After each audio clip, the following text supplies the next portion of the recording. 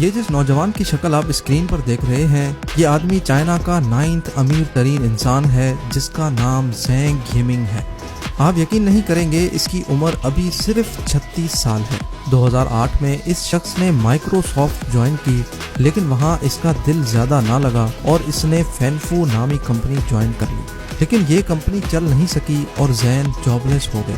اس کے بعد اس نے اپنی ایک ذاتی کمپنی بنائی جس کا نام 99 فین رکھا گیا، جس کی وجہ سے 2011 میں اس کی زندگی مکمل طور پہ تبدیل ہو گئی۔ زینگ نے نوٹس کیا کہ دنیا میں کمپیوٹر سے زیادہ لوگ موبائل کا استعمال کر رہے ہیں۔ اس چیز کو ذہن میں رکھتے ہوئے زین نے 2012 میں بائٹ ڈانس نامی ایک اور کمپنی بنائی، اور یہی وہ کمپنی تھی جس سے ٹک ٹاک ایپ وجود میں آئی۔ لیکن ٹک ٹاک بنانے سے پہلے اس کمپنی نے اپنی سب سے پہلی موبائل اپلیکیشن لانچ کی جس کا نام ہنٹو زائی تھا۔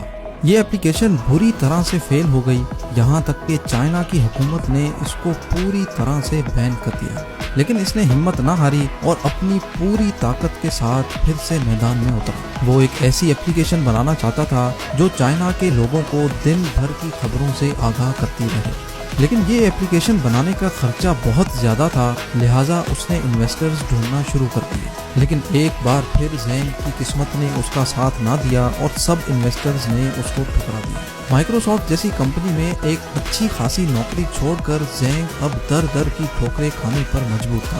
لیکن 2012 میں ایک انویسٹر زینگ کی کمپنی میں پیسے لگانے کے لیے تیار ہو گیا۔ ان پیسوں سے زینگ نے ٹوٹیو نامی ایک اپلیکیشن بنائی جس کو 1,30,00,000 لوگ استعمال کرنے لگے۔ اس اپلیکیشن کو چائنا کی زیادہ تر آبادی استعمال کرنے لگی اور زینگ کو اپنی زندگی کی سب سے پہلی کامیابی مل گئی تھی۔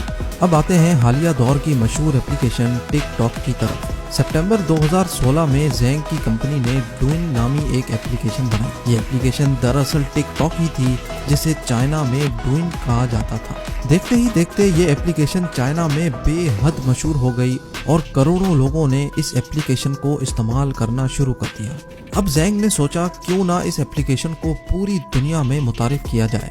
اسی وجہ سے 2017 میں ٹک ٹاک کے نام سے یہ اپلیکیشن پوری دنیا میں لانچ کر دی گئی۔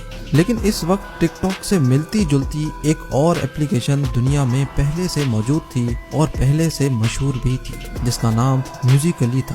اب یہ بات تو ظاہر تھی کہ جب تک میوزیکلی موجود ہوتا ٹک ٹاک کا مشہور ہونا بہت زیادہ مشکل تھا، لہٰذا زینگ نے میوزیکلی نامی اپلیکیشن کو $150 ارب میں خریدا اور اس کے تمام یوزرز کو ٹک ٹاک میں مرج کر دیا۔